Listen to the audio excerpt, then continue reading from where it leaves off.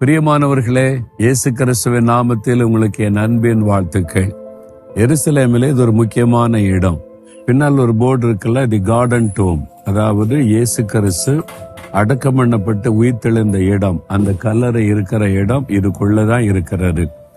இந்த பகுதியில தான் கொல்கத்தா மலையும் இருக்கிறது, பக்கத்துல தோட்டத்து கல்லறை இருக்கிறது.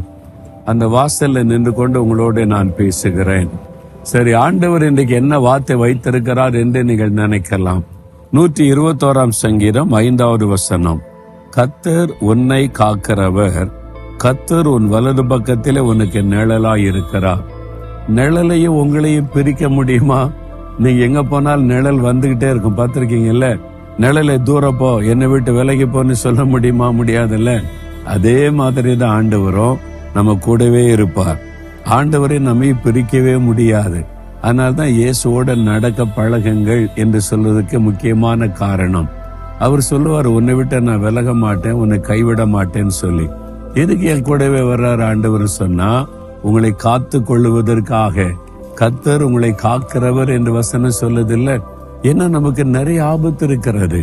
ஒரு பொல்லாத உலகத்திலே வாழுகிறோம்.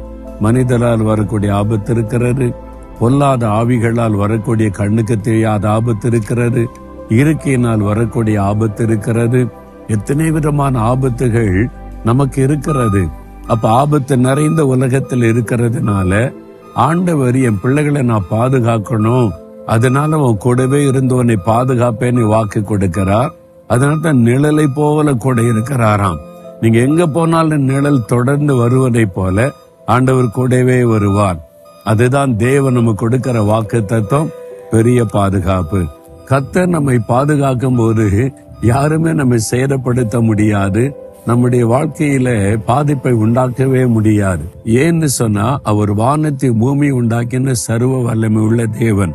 முழு உலகத்தையுமே அவர் பாதுகாத்து நடத்தி கொண்டிருக்கிற ஒரு தேவன். அவர் அவருடைய பிள்ளைகளை பாதுகாக்காம இருப்பாரா? அவர் உங்களை பாதுகாப்பார். இன்னைக்கு ஏதோ ஒரு ஆபத்தான சூழ்நிலை உங்களுடைய வாழ்க்கையில வந்திருக்கலாம். நீங்க வேலை செய்யற இடத்துல, அல்லது வசிக்கிற சூழ்நிலையில, உங்களுடைய பிசினஸ் காரியத்துல உங்களுக்கு ஆபத்து உண்டாக்குற மனிதர்கள், அல்லது உங்களுடைய சரீரத்தில நோய்களை கொண்டு வரக்கூடிய ஆபத்துகள், நோய் கிருமிகள், இந்த மாதிரி ஏதோ ஒரு ஆபத்தான சூழ்நிலை உங்களுக்குள்ள பயத்தை கலக்கத்தை கொண்டு வந்திருக்கலாம். அன்று சொல்றார், என் மகளே பயப்படாத, நான் உன்னை காத்து கொள்ளுவேன். என் மகனை பயப்படாதே, நான் உன்னை காக்கிறவர் என்று வாக்கு கொடுக்கிறார். எவ்வளவு சந்தோஷம் இல்ல? நம்மை பாதுகாக்கிற ஆண்டவர் சிலுவிலே நமக்காக தன்னையே பலியாய் கொடுத்தவர், தன் ஜீவனையே கொடுத்த ஆண்டவர் நம்மை பாதுகாக்க மாட்டாரா? உங்க குழந்தைகளை பாதுகாப்பார், உங்களுடைய குடும்பத்தை பாதுகாப்பார், உங்களுடைய பிசினஸை பாதுகாப்பார், உங்களுடைய வேலையை பாதுகாப்பார், எல்லாவற்றையும் பாதுகாக்கிற தேவன். அதனால பயப்படாதபடி, ஆண்டவரே நீர் என்னை காத்து கொள்ளுகிற தேவன் என்பதை விசுவாசிக்கிறேன், எனக்கு நிழலாக இருக்கிறீர், நான் எங்க போனாலும் கூடவே வருகிறீர், முக ஸ்தோத்திரம் துதித்து கொண்டே இருங்க. நீங்க ஆச்சரியமான மாற்றத்தை உங்களுக்குள்ள முதல்ல காண்பீங்க. பயம் போயிரும், கலக்கம் போயிரும், ஒரு சிறிய சந்தோஷம், விசுவாசம் பெறுகிறோம்.